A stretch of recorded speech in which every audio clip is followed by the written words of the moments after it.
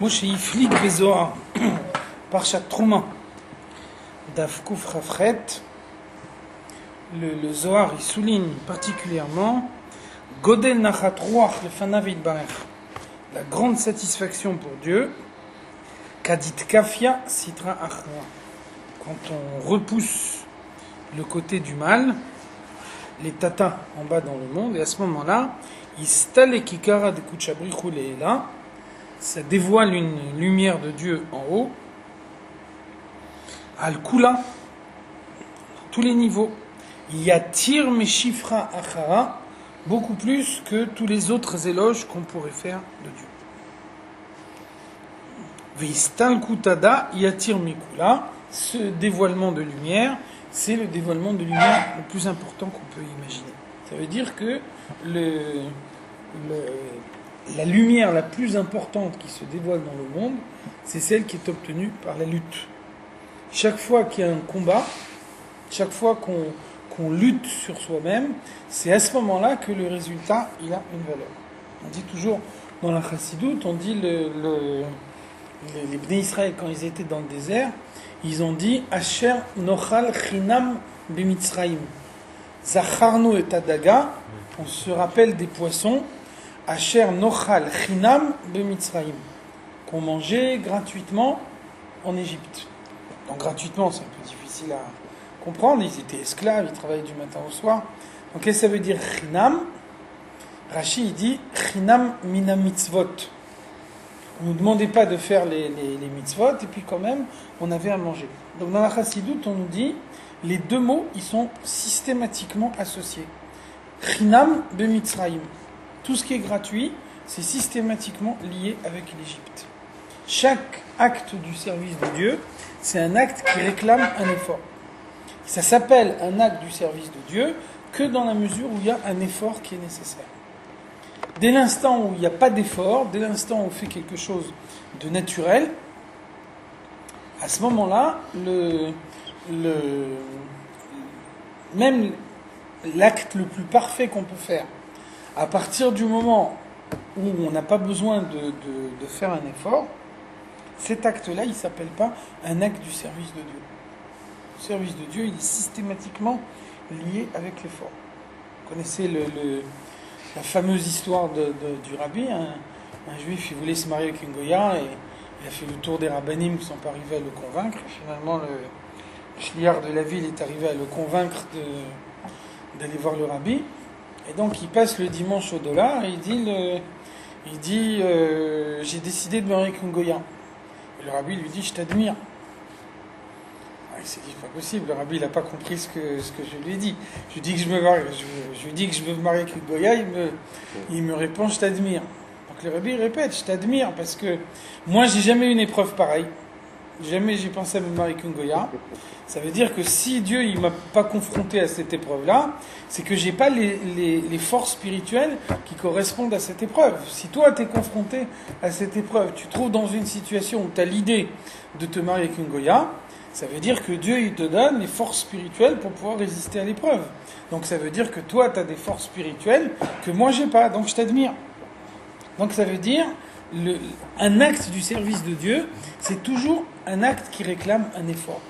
Tout ce qu'on peut faire pour servir Dieu, ça demande un effort de la part de l'homme. Quelque chose qui a pas d'effort, ça ne peut pas être quelque chose du service de Dieu. Même également, vous connaissez l'explication on dit avoda, servir Dieu, c'est milachon orot avudim. Orot avudim, c'est-à-dire des peaux tannées. Donc quand on tanne des peaux, le fait de les tanner, ça modifie complètement leur apparence. Ça veut dire au début, la peau elle est couverte de poils, etc. Quand elle est tannée, ça devient du cuir, donc c'est complètement lisse, etc.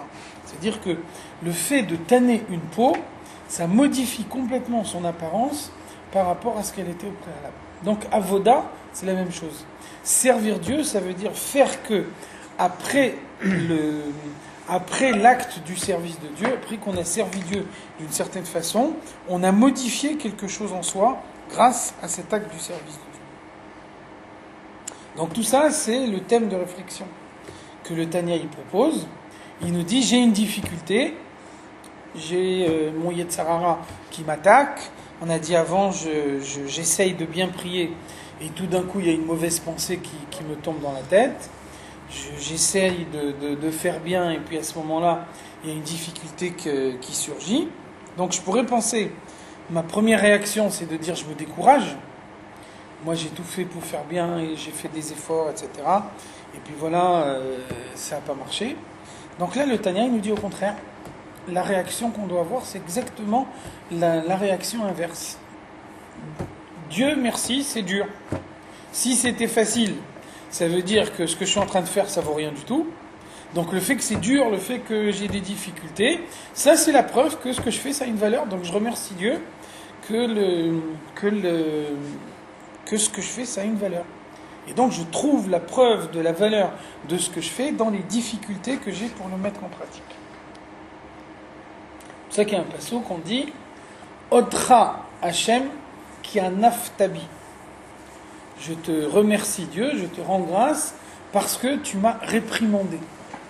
Chaque fois que tu me confrontes à une situation difficile, chaque fois que j'ai une difficulté quelconque dans le service de Dieu, je remercie Dieu parce que cette difficulté, c'est la preuve que ce que je suis en train de faire, ça a une valeur.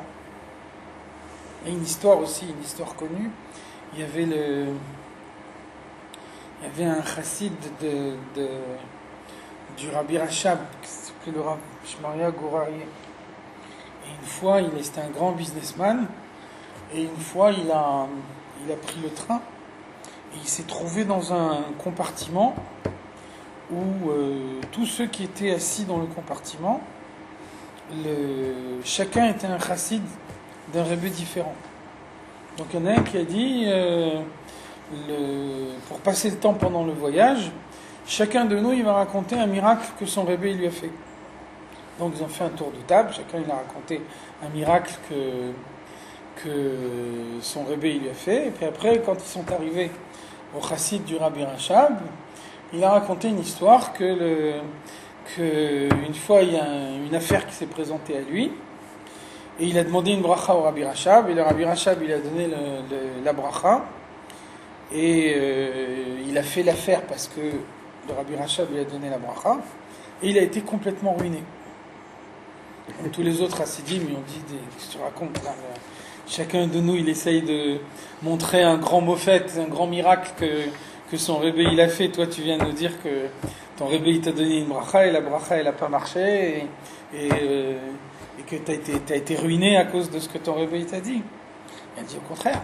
Ce que je suis en train de dire c'est que j'ai fait ce que le rebbe il m'a dit et j'ai été ruiné, et tout ça n'a pas du tout diminué mon attachement au rabbi. Je suis resté attaché au rabbi exactement comme j'étais avant que le rabbi me dise ça. Le rabbi m'a confronté à une épreuve, je suis arrivé à surmonter l'épreuve, ça veut dire avec tout l'argent que j'ai perdu, avec tout ça, ma hitkashrut au rabbi, elle n'a pas été du tout diminuée. Mon attachement au rabbi, il est resté exactement identique à ce qu'il était au préalable. Donc ça, c'est la manière de considérer une difficulté, ce qu'une difficulté, elle peut apporter. Velachen, donc la conclusion de tout ce qu'on a dit au début de ce chapitre et dans le chapitre précédent, la conclusion c'est Al-Lipol Leva Adam Alav, un homme qui est confronté à une difficulté, un homme qui s'aperçoit que pour lui c'est dur, qu'il essaye de faire ses efforts et le résultat qu'il obtient, il n'est pas à la mesure de l'effort. Cet homme-là, il ne doit pas se décourager.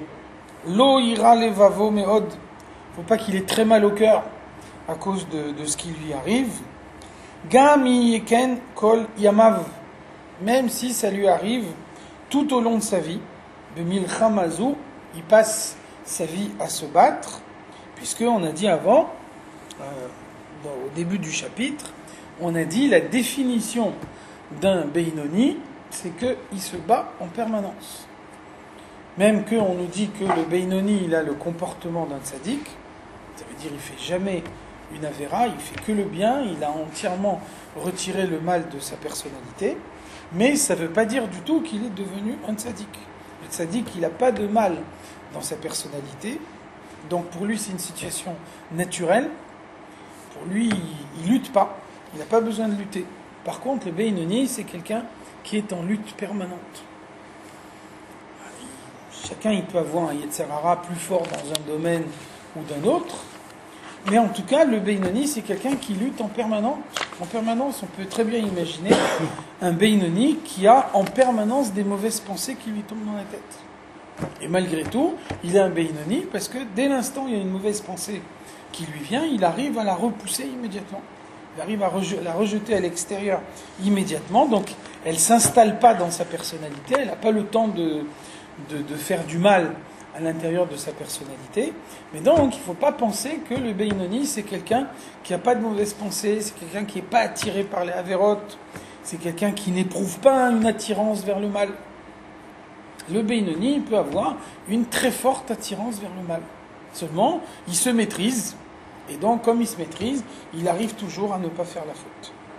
Donc, ça veut dire le fait d'être en guerre permanente, le fait d'avoir besoin de lutter contre le mal en permanence, c'est pas quelque chose qui doit décourager l'homme, parce que c'est pour ça qu'on a été créé. Dieu nous a créés pour la lutte, et c'est justement la lutte qui nous permet d'avancer. Qui oula il nivra. C'est sans doute pour ça qu'il a été créé. Ça veut dire le fait qu'il a des difficultés dans tel domaine. Ça veut dire sans doute que ce domaine-là est plus important pour lui qu'un autre. C'est pour ça que dans ce domaine-là, il a plus de difficultés que les autres. Là, on connaissait l'explication de la Chassidoute sur le passouk de Tehilim. C'est écrit dans Tehilim, mais Oivai techakmeni, fait que je sois plus intelligent que mes ennemis.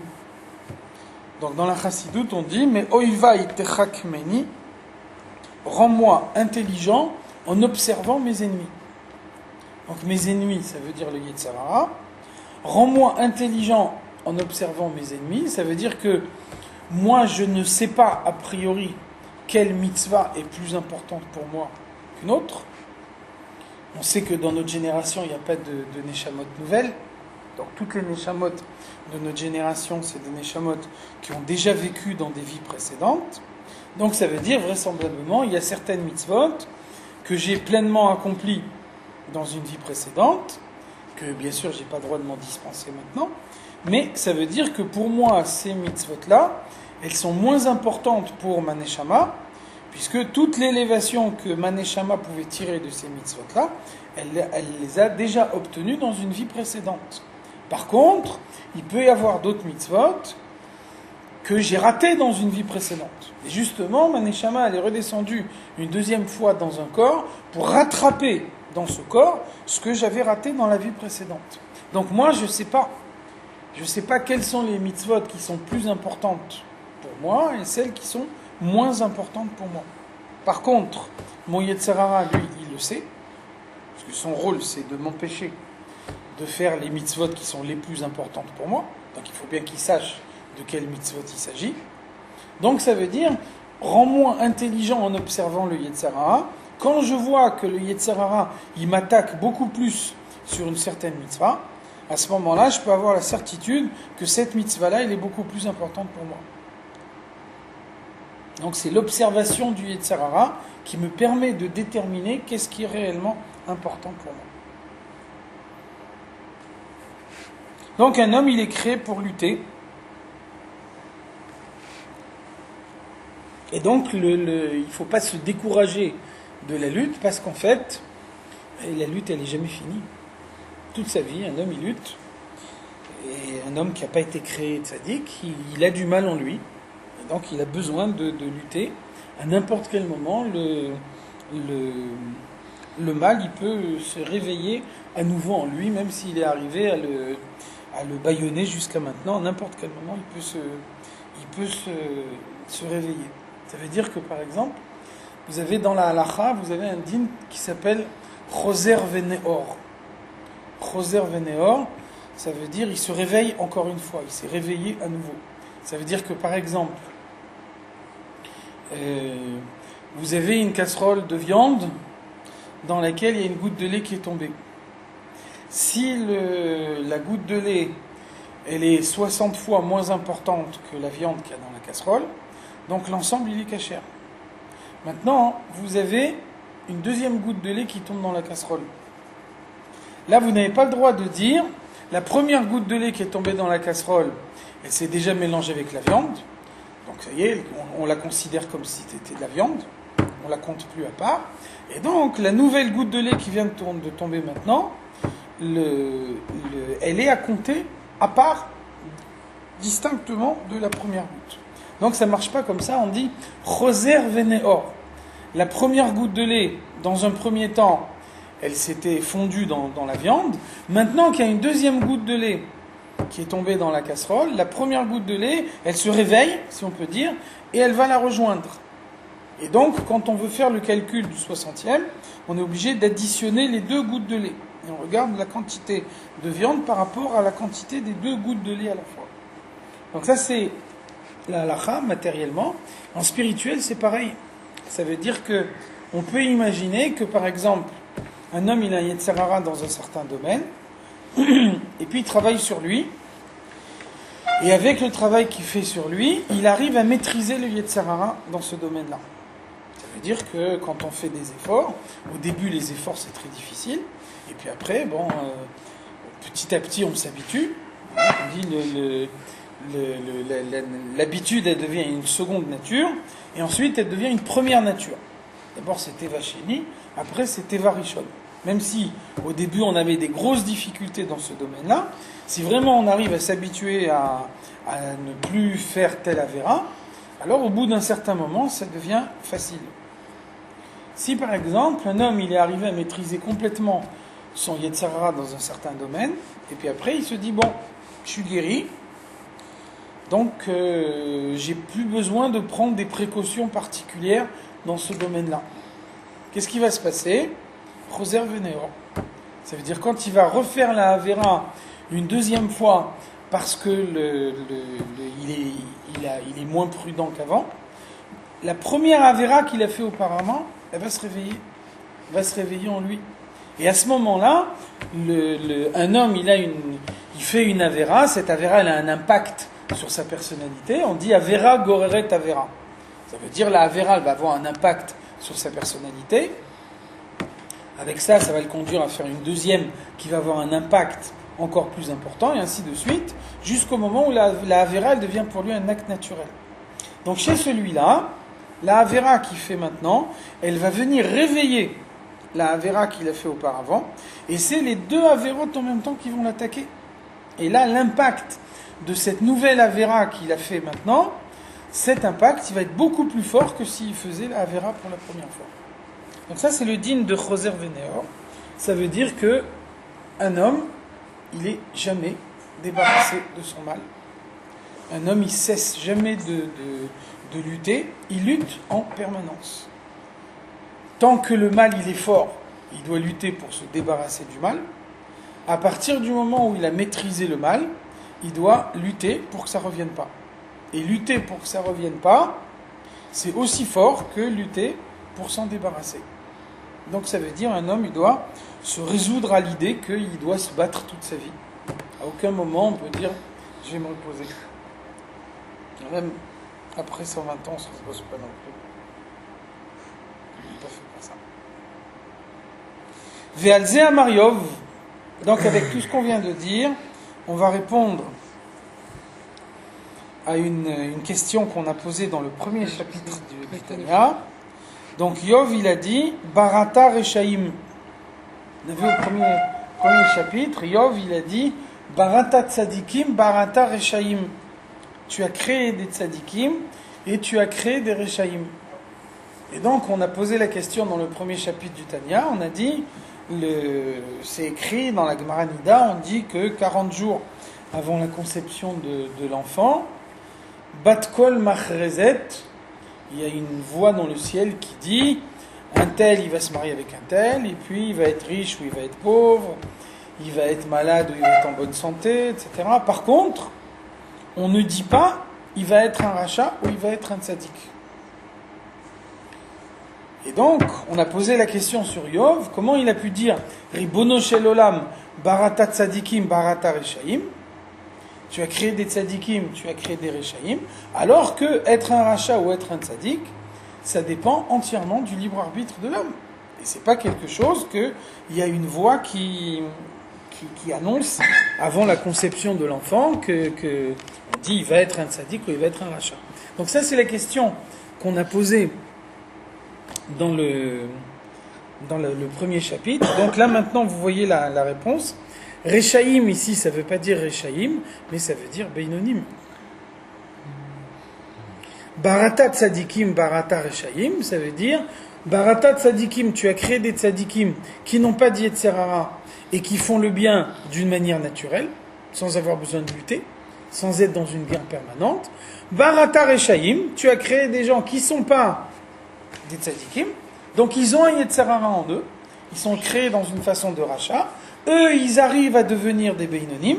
Quand ils sont des Beinonim, alors ils ont un comportement identique à celui du tzaddik, mais avec une différence fondamentale, c'est que le tzaddik, il n'a pas de contact avec le mal, et donc pour lui servir Dieu c'est un état naturel, alors que les Beinonim, eux, ils luttent en permanence.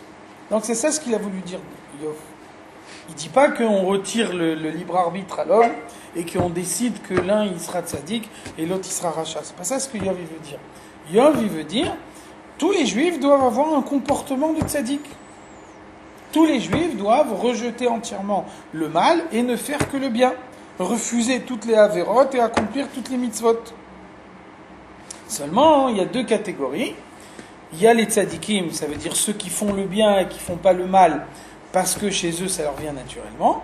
Et puis il y a les reshaïm, c'est-à-dire ceux qui ont un comportement de tzadik par leur effort permanent. Voilà ce que Yov veut dire. Donc ça c'est la réponse à la question.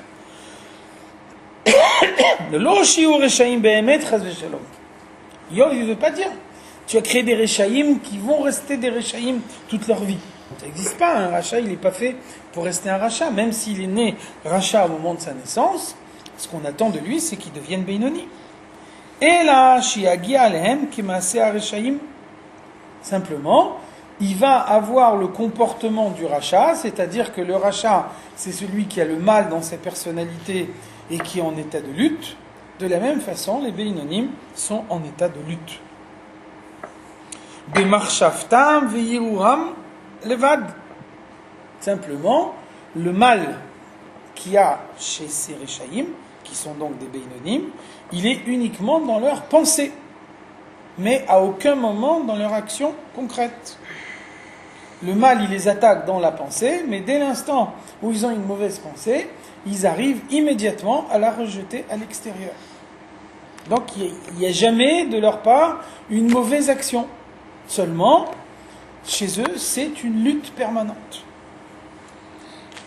Vehem iyun ilchamim tamid. Ils auront besoin de combattre en permanence, ils vont se battre toute leur vie. Les asiyach da'atam mehem, de façon à retirer de leur esprit les mauvaises pensées qui vont leur venir. Ça veut dire que même quelqu'un qui est au niveau du Beinoni le plus parfait, il n'arrivera jamais dans une situation où il pourra dire « je n'ai plus jamais de mauvaises pensées ». Ça n'existe pas. Même celui qui est au sommet du service de Dieu, celui qui a un comportement parfait et irréprochable, en permanence, à n'importe quel moment, une mauvaise pensée peut lui tomber.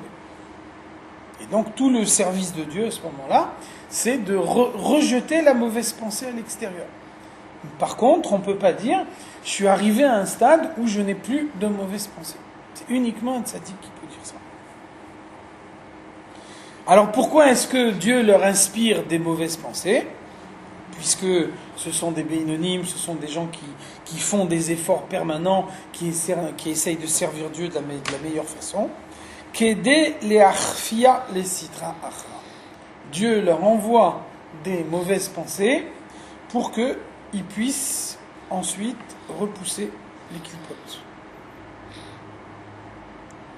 Donc tellement la lutte est importante que Dieu il peut suggérer une mauvaise pensée à quelqu'un qui est parfait, qu'a priori, cette pensée-là, il n'y a aucune raison qu'elle lui tombe dans la tête. Il a atteint un degré de perfection qui justifie pas du tout qu'il ait une telle pensée qui lui tombe dans la tête. Et malgré tout, Dieu lui envoie cette mauvaise pensée pour pouvoir, par la suite, recevoir toute l'élévation qui vont tirer de la lutte, du combat, pour pouvoir rejeter la mauvaise pensée, ne pas la laisser s'installer dans leur tête. De la même façon, le rabbi explique une idée que ça peut paraître choquant. Le rabbi dit,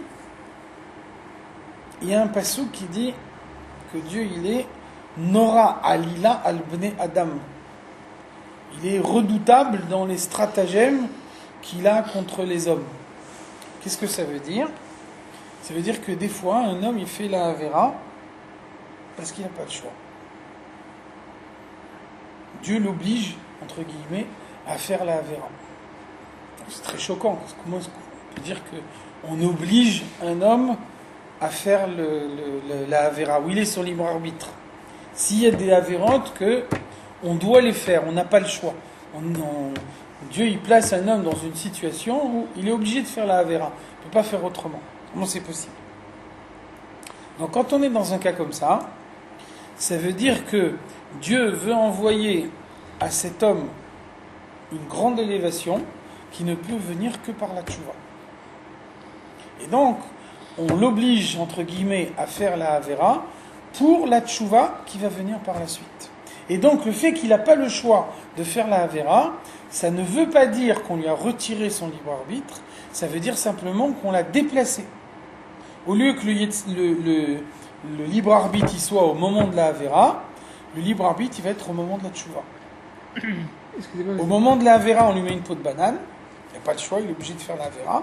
Une fois qu'il a fait la Avera, là, il a la possibilité de faire tchouva ou de ne pas faire tchouva. Et c'est là qu'il retrouve son libre arbitre. C'est dans le fait de faire ou de ne pas faire tchouva. Si il utilise correctement son libre arbitre, il fait tchouva, et à ce moment-là, la tchouva le conduit vers un tel niveau d'élévation qu'il n'aurait jamais pu avoir s'il n'était pas passé par la Avera. C'est pour le commun des mortels, ou c'est que pour les tzadikim, genre... non, c'est pour les tzadikim, au contraire. Tzadik, il n'a pas de mal. Mais il y a des cas comme ça où les tzadikim ont voté, comme Yehuda, etc. Il faut comprendre ce que ça veut dire. La Gemara elle dit Kol haomer David chata eno ela toe. Ça veut dire tu prends ce que le Tanakh il raconte sur David, et des fois où tu t'arraches les cheveux, tu dis c'est ça David Amelech, il se comporte comme ça, il a envie de se marier avec une femme, il prend son mari, il envoie se casser la figure au front pour qu'il puisse se marier avec elle. Après tu dis c'est ça David Amelech. Alors la Gemara te dit, il y a des choses qu'il ne faut pas interpréter selon un sens littéral.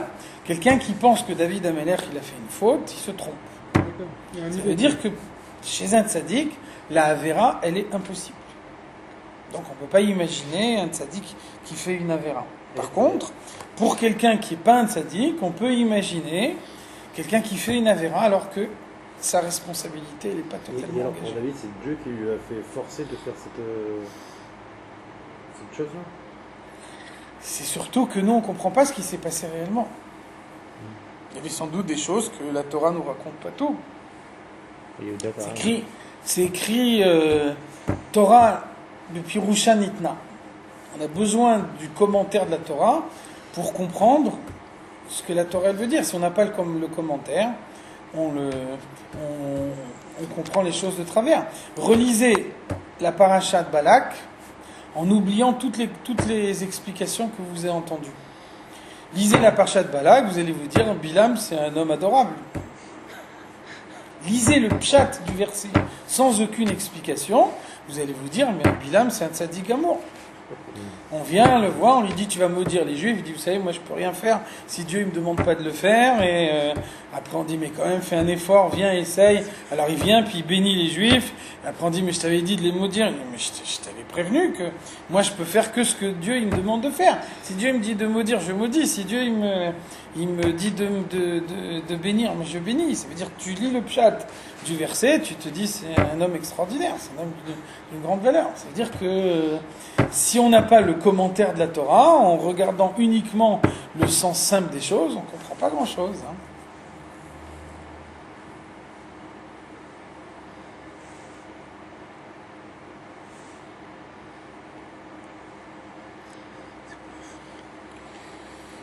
Donc ça veut dire que Dieu il a créé des hommes pour que Iyu Nilchamim Tamid, ils vont se battre en permanence, les Asiyach Da'atam Mehem, pour rejeter les mauvaises pensées que Dieu leur met dans la tête, Kedé les Arfia les Sidra Achra, de façon à repousser le domaine du mal, de façon à recevoir toute l'élévation qu'ils peuvent recevoir de cette façon. Velo yochlu levatla mikol vakol. Jamais ils n'arriveront à se débarrasser totalement du mal. Jamais ils n'arriveront à ne pas avoir du tout de mauvaises pensées. C'est impossible. Kizena ase al yadei tzadikim. C'est uniquement les tzadikim qui n'auront jamais de mauvaises pensées. C'est uniquement les tzadikim qui n'ont pas de contact avec le mal.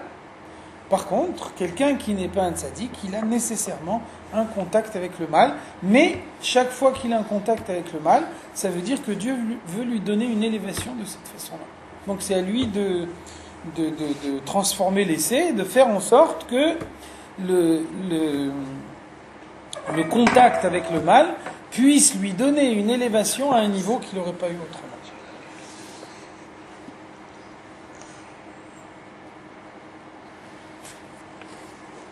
Il y a deux sortes, deux formes de plaisir que Dieu tire de la création. Echad mi bitul asitra achra legamre. Le premier plaisir que Dieu tire du monde, c'est la suppression totale du mal. Ve'ithapra Mimriru limitka, ça veut dire l'amertume qui est transformée en douceur, ou mechashucha lenora, et l'obscurité qui est transformée en lumière. Donc ça, c'est la disparition du mal, c'est ce qu'on appelle dans la chassidoute ithapra. Ithapra, ça veut dire transformation, c'est-à-dire le mal disparaît, le mal cesse d'être du mal, et le mal devient du bien. Cette première forme du service de Dieu, qui s'appelle Itapra, Aliadé à Tzadikim. Elle est confiée aux Tzadikim. Ce sont les Tzadikim qui peuvent transformer le mal en bien, puisqu'ils ne sont pas sensibles au mal lui-même. Donc ils utilisent le mal pour le bien qu'ils peuvent en tirer. Et comme ils ne sont pas sensibles au mal, donc on est certain qu'il ne peut rien découler de négatif de leur contact avec le mal. Un exemple de Itapra, dont on a déjà parlé avant, c'est par exemple les tzadikim qui étudient des sciences profanes. Ça veut dire que dans une science profane, il y a du bien et du mal qui est mélangé. On a vu que la conséquence de la faute de Adam Arishon, c'est que au moment où ils ont fait la faute, le bien et le mal se sont mélangés dans le monde. Avant la faute d'Adam Arishon, il y avait dans le monde des domaines de bien absolu et des domaines de mal absolu. À partir du moment où ils ont fait la faute, le bien et le mal se sont mélangés dans le monde. C'est pour ça que au moment de la faute de Adam Arishon, le monde est rentré dans une phase de tikkun. Tikkun, cette réparation, ça veut dire séparer le bien et le mal qui se sont maintenant mélangés. Donc c'est valable également pour les sciences profanes. Dans les sciences profanes, il y a du bien et il y a du mal. Tout ça est mélangé. Quelqu'un qui n'est pas un tzaddik et qui étudie les sciences profanes, il profite du bien qu'il y a dans les sciences profanes, mais il peut également être en danger à cause du mal qu'il y a dans les sciences profanes. Donc dans la mesure où il y a également du mal dans les sciences profanes, alors il vaut mieux s'abstenir, mieux éviter d'étudier les sciences profanes, se passer du bien qu'elles apportent, plutôt que de risquer d'avoir en soi le mal qu'elles peuvent provoquer. Par contre, un tzaddik qui étudie les sciences profanes, lui, il a la certitude qu'il est à l'abri du mal qu'il y a dedans. Donc il peut en tirer que du bien. Donc c'est ce qu'on a vu avant dans le Tanya. On a dit c'est pour ça que le Rambam ou le Ramban était médecin. C'est pour ça que on peut presque dire c'est une mitzvah pour un tzaddik d'étudier une science profane, parce que quand lui il l'étudie, il lui apporte l'élévation, dans la mesure où il peut trouver que le bien qu'il y a dedans, alors qu'il est nécessairement insensible au mal qu'il y a dedans. Donc ça s'appelle itapra. On prend du mal et on le transforme en bien. Donc ça donne un bien très intense, puisque quelque chose que Dieu a créé sous la forme de mal, et c'est l'effort des hommes qui a transformé ce mal en bien, ça donne un bien très très fort, un bien très puissant. Seulement, pour pouvoir transformer le mal en bien, ça suppose un contact direct avec le mal, qui est dangereux pour celui qui subit encore l'attrait du mal. C'est pour ça que cette première partie du service de Dieu, cette première forme de plaisir de Dieu, on l'a confiée aux tzadikim. Eux, ils n'ont pas de risque. Quand ils sont en contact direct avec le mal, ils n'ont pas de risque. Donc c'est eux qui sont les mieux placés pour transformer le mal en bien. Véachénit, deuxième forme de plaisir que Dieu peut trouver dans la création, Kadit kafia sitra achra, beoda betokfa ukvurata. C'est arriver à lutter contre le mal alors que le mal conserve encore toute sa force. Donc la façon précédente, ça s'appelait itapra, transformation. Cette façon-là, elle s'appelle itkafia. Itkafia, ça veut dire repousser, rejeter. Donc c'est qui rejette, c'est celui qui est en danger. Celui qui sent que ça trouve un écho, ça trouve une résonance en lui contre laquelle il a besoin de se protéger. Donc ça veut dire un tzaddik qui fait plaisir à Dieu en utilisant le monde matériel pour le service de Dieu. Celui qui n'est pas un tzaddik, il fait exactement l'inverse. Il fait plaisir à Dieu quand il y a un plaisir du monde qui se présente à lui et qu'il le repousse, il le rejette pour se consacrer au service de Dieu. Ça veut dire qu'ils ont des services de Dieu qui sont exactement en sens opposé. On demande au tzaddik d'aller vers les choses du monde, parce qu'elles ne sont pas dangereuses pour lui, ne présentent pas de danger pour lui, il ne court aucun risque. Donc au contraire, c'est lui qui doit aller vers les choses du monde et essayer de les élever vers le service de Dieu. Par contre, quelqu'un qui n'est pas un tzaddik, lui, il est en danger dans les choses du monde. S'il ne sait pas se protéger, alors à ce moment-là, il peut y avoir une attirance très forte, et puis il tombe dans le contraire de la volonté de Dieu. Et donc, chaque fois qu'il est attiré par les choses du monde, et il arrive à repousser cette attirance, il dévoile la lumière de Dieu dans le monde. Ça, c'est le niveau de Hitkafia, et ça, c'est ce qu'on attend de tous ceux qui ne sont pas les tzadikim. Donc c'est pour ça on souligne bien Be'oda betokfa ukvurata. On parle bien ici du mal qui a conservé toute sa force, toute sa puissance. On n'est pas ici dans la situation du tzaddik qui prend le mal et qui le transforme en bien. Ça, le Beinoni, il n'est pas capable de faire. Donc lui, il est en contact avec du mal qui est un mal absolu, qui n'a aucune possibilité de l'élever vers le bien, de lui trouver sa place dans la Kedusha. Le mal, il est mal. Et donc, quand le mal, il est mal, eh bien, on se préserve du mal et on le repousse. C'est la différence qu'il y a entre la sortie d'Égypte et la venue du Mashiach. Au moment de la sortie d'Égypte, le mal était dans toute sa force. Ils étaient dans la 49e porte de l'impureté, et on dit « Lo ikvan afilu ke'eref ayin » Dieu, il les a pas retenus même un clin d'œil de plus en Égypte, parce que s'il les avait retenus un clin d'œil de plus en Égypte, ils seraient tombés dans la 50e porte de l'impureté, et là ça aurait été impossible de les faire sortir. Donc le mal, il était très très fort. Eux, ils n'étaient pas au niveau de transformer le mal en bien. Donc qu'est-ce qu'ils ont fait? Barach ha'am. Qui barach ha'am? Le peuple s'est enfui d'Égypte. Ça veut dire, je suis confronté au mal, et je sens que le mal, il est plus fort que moi, que si je me confronte avec lui, c'est pas moi qui vais gagner. Donc à ce moment-là, il ne faut pas que j'ai la bêtise de dire je vais essayer de faire quand même les choses, puis ensuite de retrouver une place dans le service de Dieu, etc. C'est pas possible. Donc qu'est-ce qu'il faut faire dans ce cas-là? Il faut s'enfuir. Kafia. Ça c'est Itkafia, ça c'est la sortie d'Égypte. Par contre, quand le Mashiach viendra, ça veut dire que dans le monde, toutes les Nitsutsot de Kedusha ont retrouvé leur place, tous les objets matériels ont retrouvé leur place dans le service de Dieu. Donc là, le mal disparaîtra. Il n'y aura plus que le bien dans le monde. Là, on sera tous au niveau de Hitapra. Tant que le Mashiach n'est pas venu, il n'y a que les tzadikim qui sont au niveau de Hitapra.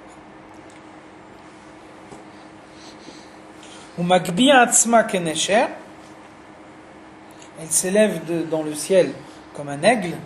On a déjà vu cette image avant. L'aigle, c'est l'oiseau qui vole le plus haut dans le ciel. C'est pour ça que un aigle, quand il vole, il met ses enfants au-dessus de lui. Donc il y a deux explications dans la Gemara. Entre une première explication, on dit qu'on met toujours en opposition l'aigle avec le corbeau. Un aigle, il met ses enfants au-dessus de lui. Un corbeau, il prend ses enfants dans ses pattes. Donc on dit le corbeau, il est cruel. Donc lui, il dit, si les hommes, ils m'envoient des flèches, c'est mes enfants qui prennent, c'est pas moi. Tandis que l'aigle, on dit Rahmani. Lui, il est miséricordieux. Donc lui, il met ses enfants au-dessus de lui. Il dit, si les hommes m'envoient des flèches, c'est moi qui prends, c'est pas mes enfants. Ça, c'est la première explication. La deuxième explication, c'est que l'aigle, c'est l'oiseau qui vole le plus haut dans le ciel. Donc ça veut dire que quand il met ses enfants au-dessus de lui, c'est là qu'il les protège vraiment, parce qu'il est sûr qu'il n'y a personne qui vole au-dessus de lui. C'est lui qui vole le plus haut. Donc si ses enfants ils sont au-dessus de lui, ils sont entièrement protégés. Il n'y a personne qui va venir d'en haut pour les prendre. Donc ça veut dire, l'aigle, c'est aussi celui qui vole le plus haut. Et c'est pour ça que on choisit aussi l'image d'un aigle pour suggérer l'orgueil. Quelqu'un qui est orgueilleux, c'est quelqu'un qui se redresse. Donc l'aigle, c'est celui qui se tient le plus haut parmi tous les oiseaux. Donc, Magbia Atzma Kenesher, le mal, il est orgueilleux. Le domaine du mal, il est orgueilleux, puisque se dresser contre Dieu, se dresser contre la volonté de Dieu dans le monde, c'est bien une marque d'orgueil. Donc le mal, il dévoile son orgueil dans le monde. Et à ce moment-là, Misham Morida Hashem. Dieu fait descendre le mal de son orgueil, le fait redescendre à sa place, seulement pour que Dieu fasse redescendre le mal dans le monde. Alors il a besoin, itaruta diltata, l'effort des hommes. Et l'effort des hommes, en l'occurrence, c'est Aliadé à Beinonim. Par l'intermédiaire des Beinonim, c'est pas un effort qu'on demande aux tzadikim. Les tzadikim n'ont pas de contact avec le mal. Donc c'est pas eux qu'on demande ce travail-là, c'est le travail qu'on demande aux Beinonim. Donc ça veut dire que chez un tzadik, il y a en général deux catégories de tzadikim.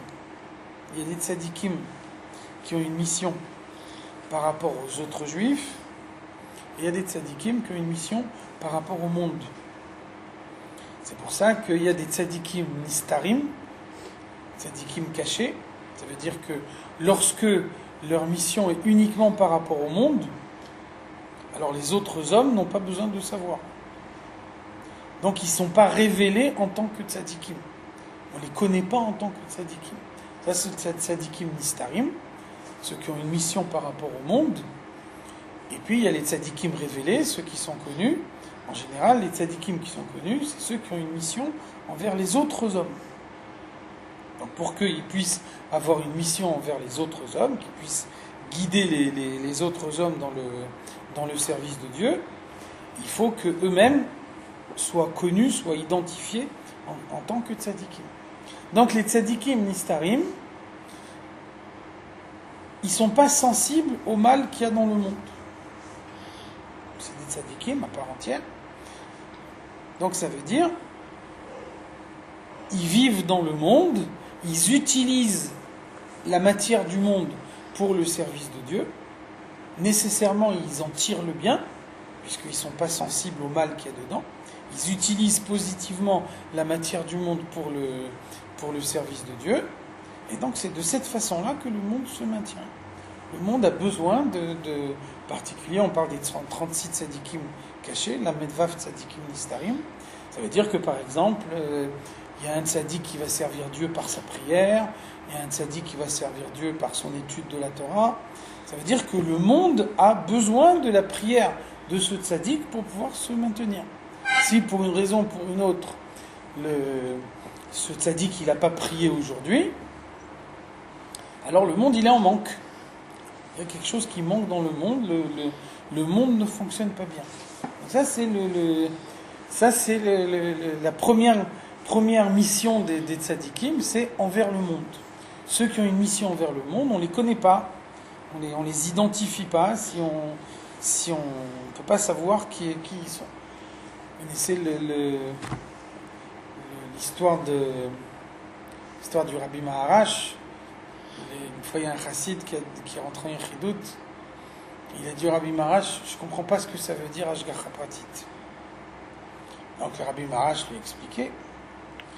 Après, il dit, bon, je comprends tout ce que vous dites, je comprends tous les mots que vous dites, mais ça ne me parle pas. Concrètement, je ne vois pas ce que ça veut dire Ashgacha Pratit dans le monde. Alors le Rabbi Maharash a dit, va à la fenêtre et dis-moi ce que tu vois. Et donc il s'est approché de la fenêtre et il a dit au Rabbi Maharash, il y a une charrette qui passe avec du foin, et puis il y a un coup de vent, et il y a un fétu de paille qui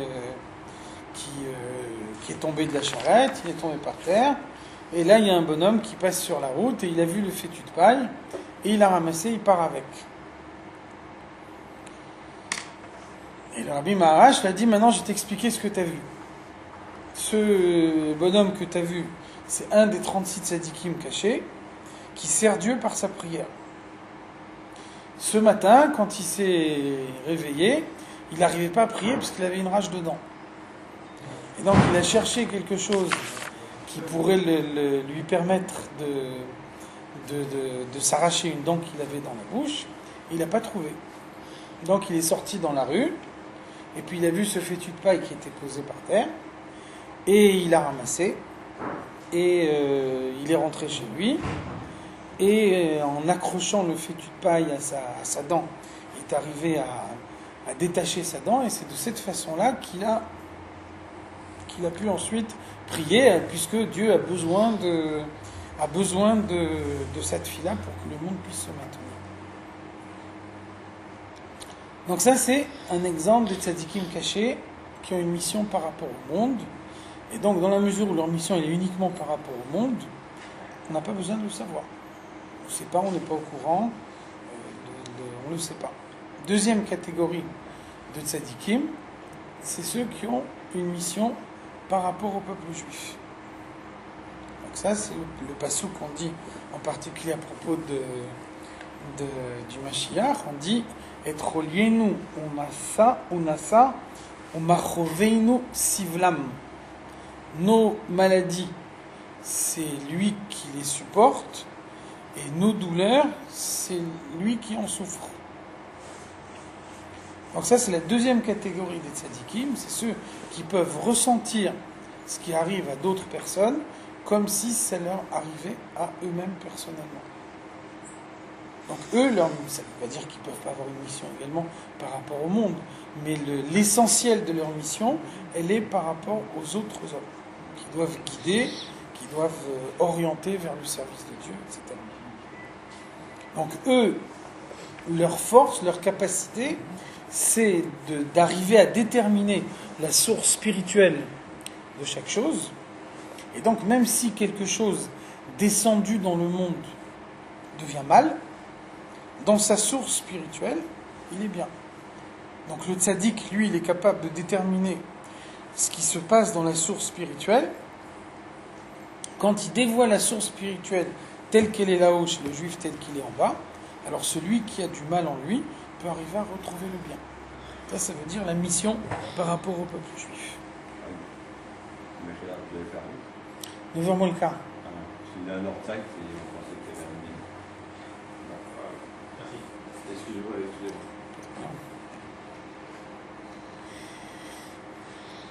Et donc, ça c'est les deux catégories qui existent chez les tzadikim. Chez les Rechaïm, chez les Beinonim, il y a une seule catégorie. C'est la lutte permanente contre le mal qu'il peut y avoir dans le monde. Donc il faut utiliser la matière du monde pour lui donner l'élévation. Et ça, donc, c'est celui qui est sensible au mal, qui a besoin de lutter contre le mal, c'est lui qui peut arriver à réaliser cette élévation. Voilà. Donc là, vous avez le panorama de toutes les formes de service de Dieu, toutes les questions qu'on a posées dans le premier chapitre, là on y a répondu. Voilà, ça